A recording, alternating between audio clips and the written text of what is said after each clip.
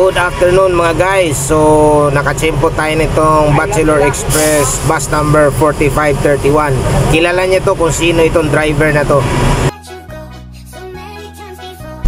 Maayong hapon sa inyong tanan. So kailangan yun mo ning drivera ni. Mao ni ang TikToker sa Tabuk Line Bachelor sa Davao, Tacloban, si Rex Fornis. So kani siya karon bago ran sila arrival from Tacloban City. Yan dala 4531. So reliever lang kani pre no? Oo, reliever. Sunod na kong level 4581. Ah, okay. So purely driver lang ka, dili gyud ka nag-drycon. Oo. Ah, okay. So imo de katong na yung partner mo to yung konduktor. Ah, okay. Kaya gini mo pre no? Sa inyong kilometrahe 774? Oo. Malayo. Alam pa rin, alam pa. Yan eh, ano yun. O diba? Mali atong ano, solid TikTokers. I-follow yung account guys ha, Rex Fornis. So kani, ma-post na ko na sa akong page pero mingan archive. So sa TikTok po. So muna yan dala, Kinglong XMQ 6125AY. Biyaheng Davao City, Tacloban City. So para sa nakasayod, mo na ang dashboard sa ano, sa iyang Kinglong XMQ 6125AY. Yan. So ka-dropping giday mo sa Abukay Terminal ha? Oo. Nami-miss ko na yung ano doon. Ano ba yan? Na-assign po ba ako sa Tacloban sa una? Oo. 2010 to 2014. 2013. Wala. Pag wala, hindi pa ko sa Buton-Bis ko. Dati naman ko Buton-Bis. Yung transfer ko rin po, kaya nagaliti mo dyan ko. Yung PR na ko transfer 2016. Okay. Ako na nabubis na. So anong nakahuna-huna ka mag-apply din eh? Hindi. Bachelor? Well man, ang akong pamilya ito, pamilya na Barasa, hindi. Galiti mo dyan ko, Lumos City. Kasawa kong taga Butuan, na niya yung suhon rin sa Panabo.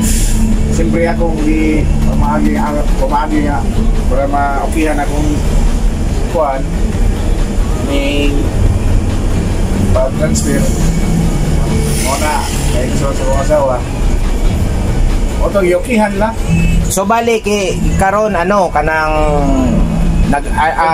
continuous kay bachelor man. Continue sa kuliah. Bali 13 years na ko kapin daliya. Bago pa lang ko ng 13 na to, gusto ulo. Wow. So pwede na gid ka magbabayad di ay ko muna unaon. Oo, unaon pero namo ko goal para may mga anak pa. Ako man ang eskwela kapon, kabayan. Hindi na ko paabot ng retire mo rin. Kaya ko, ilan na karon, 42 naman. Oo. Bata pa man ka pre no? Bata ka doon, kayo eh. Siyempre, na-mature lang may ka sa trabaho nga. Gani. Ang bilar ba nga, sa ulang po, abi ko bukid-bukid. Oo. Ni garo na. Tawas. At least ingat lang palagi sa atong mga biyahe guys ha. Hey, layo ba yan yun? Solo drive na. Pagod yung ilang salikan yun ha. Ginoora yun. Of course. So, paligtan na ata karon sa Kimpo Boulevard. Pasalamat po ko kay Mr. Fornis kay gipasakay ko bisag taga ko. Ay, problema. Asa basta alam mo diba? Gani. Taga transportation eh. Kumbaga lang god. Kahit anong linya man tayo, anong kumpanya man tayo, isa pa rin tayo. Katuwang pa rin sa transportasyon. So, video na ko niya guys ha. Dito na po dool sa Maa, kay basig traffic. So, nandito na kami ngayon sa Maa Road sa may SNR. So, malapit na po yung dating namin dyan sa kanilang garahe sa Bachelor Express Incorporated Davao Branch Motor Pool and Garage. So, maganda yung conversation namin guys, although hindi ko na ni-record lahat si Mr. Fornis, dati po siyang Butuan base. Tapos nagpa-transfer po siya ng Davao base.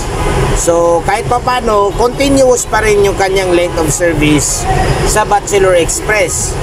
mula sa simpleng biyahe niyang Butuan City to Surigao City, ngayon bumabiyahe na po siya mula Davao City papuntang Tacloban City as bus reliever. Hopefully meron na siyang sariling unit very soon kasi nga may magre-retiro daw driver na reliever din ng Tacloban line, ano? So why not? Para makauwi-uwi din naman siya ng Hilongos, lalo na kung makadestino siya sa Ormoc City. Makita talaga niya yung family niya doon, mga guys.